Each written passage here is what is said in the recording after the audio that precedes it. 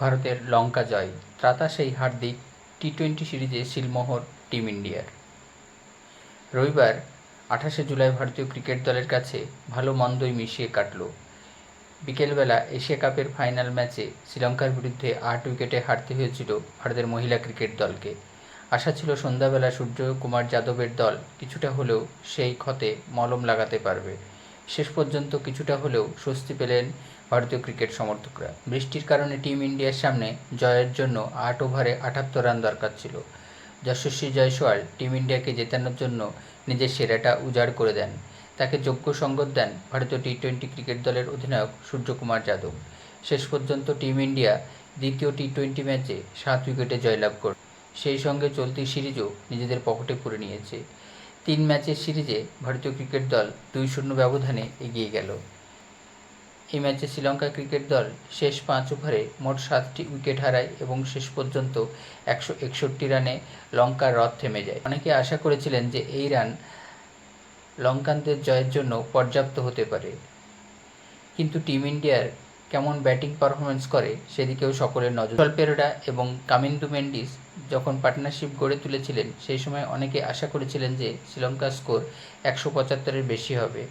তবে ম্যাচ যত শেষের দিকে গড়িয়েছে ততই বিষ্ণই, হার্দিক, আর্শদীপ, অক্ষররা যাবতীয় হিসাব বদলে দেন।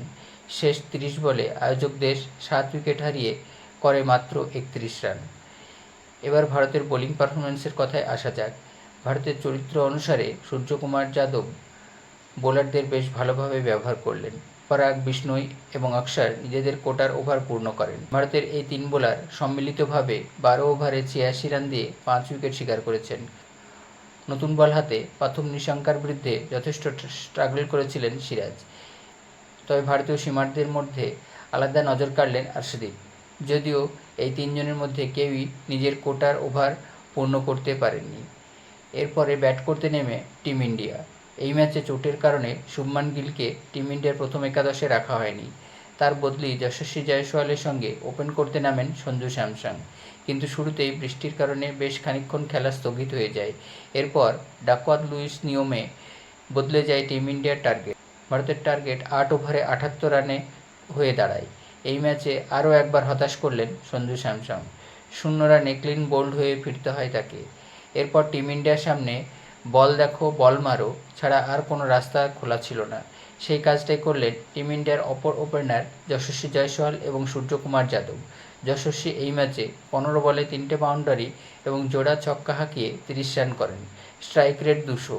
অন্যদিকে সূর্য 12 বলে 4টে বাউন্ডারি এবং একটা ওভার বাউন্ডারি হাঁকিয়ে 26 রান করলেন। Strike rate 216। তবে শেষ বেলায় ফিনিশার হিসাবে নিজের দায়িত্ব পালন করলেন টিম ইন্ডিয়ার অলরাউন্ডার হার্দিক পান্ডিয়া। মাত্র 9 বলে তার ব্যাট থেকে 22 রান বেরিয়ে আসে। তিনি 3টে বাউন্ডারি এবং একটা ওভার বাউন্ডারি হাঁকিয়েছেন। শেষ পর্যন্ত 9 বল বাকি থাকতেই সহজ জয়লাভ ভারতীয় ক্রিকেট দলের। সেই সঙ্গে অধিনায়ক সূর্য এবং কোচ গাম্ভীরের যুগলবন্দিতে টিম ইন্ডিয়ার এক নয়া যুগের সূচনা হলো, তা বলাই যেতে পারে।